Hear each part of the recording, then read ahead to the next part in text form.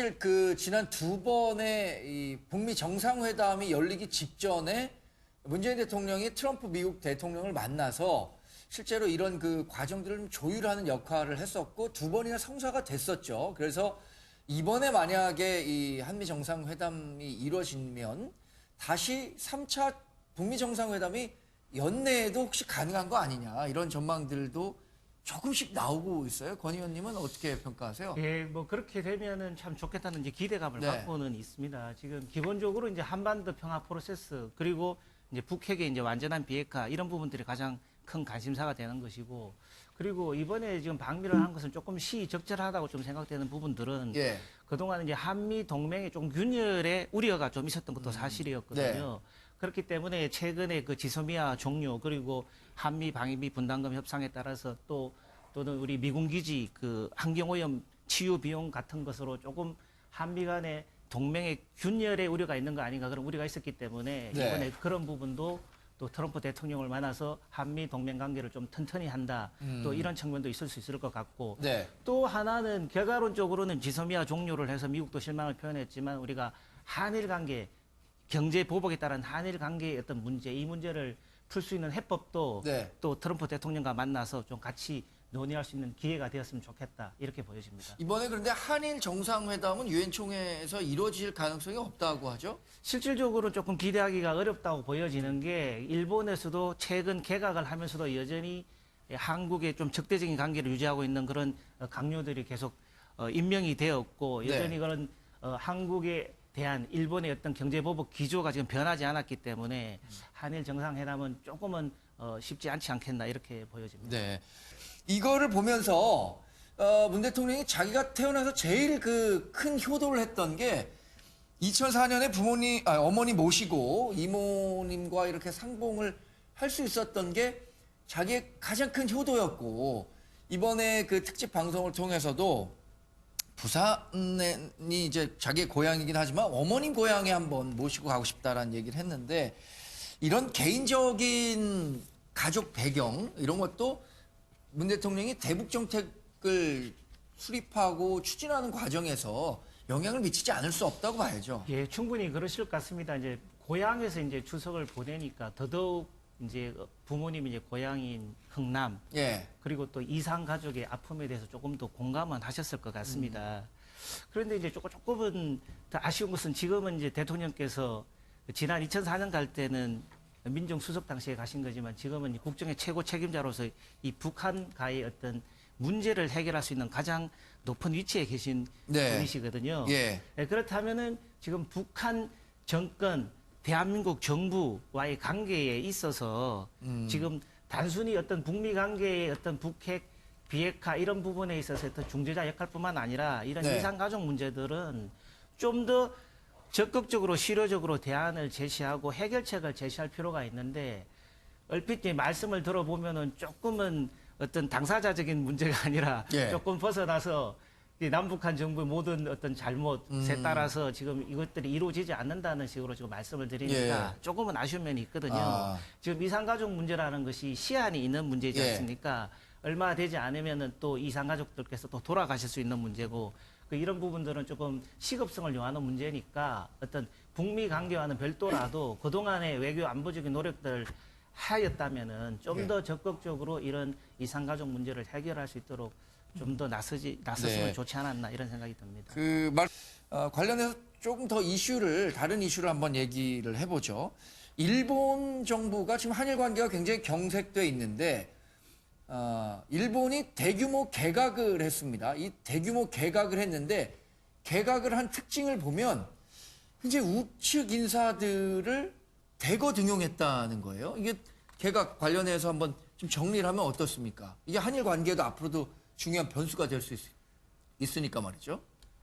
예, 지금 최근에 어떤 뭐 분위기 쇄신을 위해서 아베가 이제 그 개각을 단행을 했는데 우리 나라 입장에서 봤을 때는 예. 어떤 지금의 경색된 한일 관계를 조금 해결하거나 해소할 수 있는 그런 어떤 인물들이 등장을 하였으면 이제 좋았겠다라고 생각이 됩니다만은 이제 보시다시피 좀 역사 교육적인 문제나 또는 예. 어떤 지소미아 문제 또 역사의 어떤 문제를 조금 더 불편하게 할 수 있는 그런 인물들이 지금 많이 등장했다는 것입니다. 네. 네, 그렇게 본다면은 현재 우리와 일본이 가지고 있는 이런 갈등 문제를 해결할 의도보다는 네. 기존의 어떤 강경 노선을 더욱 더 강화하고 예. 그럼으로 인해서 이제 일본 내에 어떤 지지를 이끌어내고 예, 그러면서 우리 한일 관계는 기존의 어떤 정책 기조를 유지하겠다 이제 이렇게 지금 보여지는 상황들입니다. 네. 예, 그렇게 본다면 또 상대적으로 우리나라도 어떤 그런 기조 자체에 변화가 없는 일본을 확인한 이상 예. 거기에 따라서 우리가 또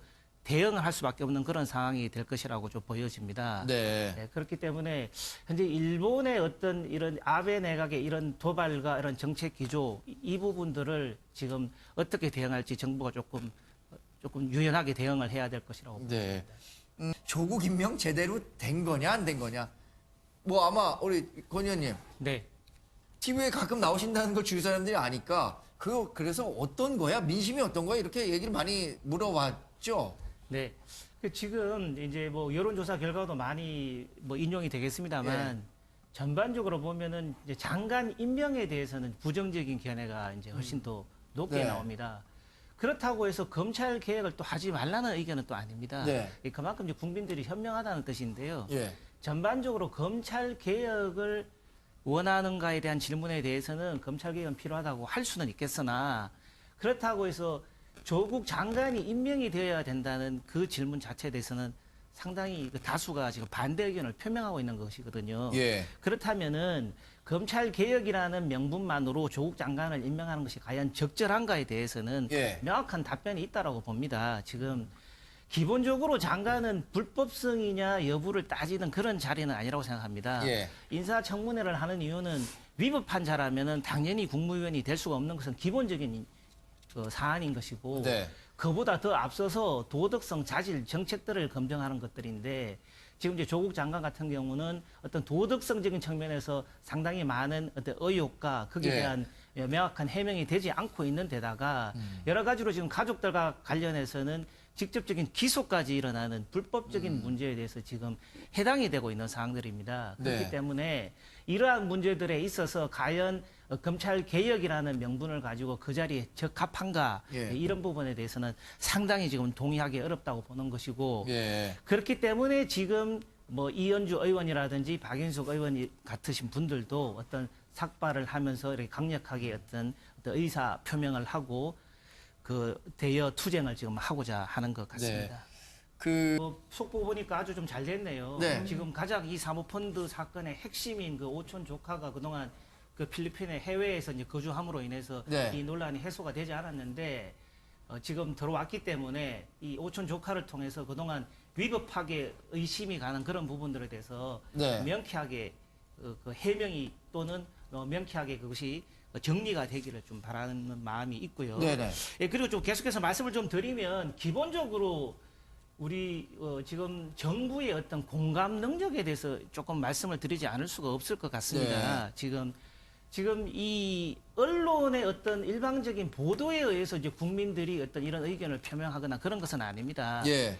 그 언론 내용이 많고 적음을 떠나서 기본적으로 고등학생, 학생들의 의학 논문의 제일 저자라든지 이런 부분들은 조금이라도 상식이 있는 분들은 의구심을 가질 수 있는 그런 문제들이거든요. 그럼 나경원 대표 아들은 어떻게 됩니까? 아니요, 나경원 대표 아드님은 또 다른 문제인 것이고 지금 이 근데 조국 언론이 장관의 보도를 안 하지 문제를 않습니까? 얘기하는 게 되지 않습니까? 예. 그래서 이 조국 장관에 대한 얘기를 따진다 보면 그런 부분 또 지금 사모펀드는 이제 들어와서 이제 또 정리가 되면은 그 사실 여부에 따라서 살펴보면 되는 거지만 예. 기본적으로 학생들이 촛불을 들고 일반 시민들이 의구심을 표명하고 그 기자들이 질문을 하고 그 부분에 대해서 해명이 되지 않아서 또 자꾸 어떤 검찰의 수사 결과를 지켜보는 것 자체는 단순히 어떤 언론이 일방적인 어떤 뭐 홍보를 많이 해서가 아니라 기본적으로 어떤 상식에 근거해서 판단하는 것이라고 보는 네. 것이고 그렇다면 그런 공감 능력에 비춰봤을 때 대통령께서도 이번에 이 장관을 임명하면서도 추석 메시지로 공평한 세상을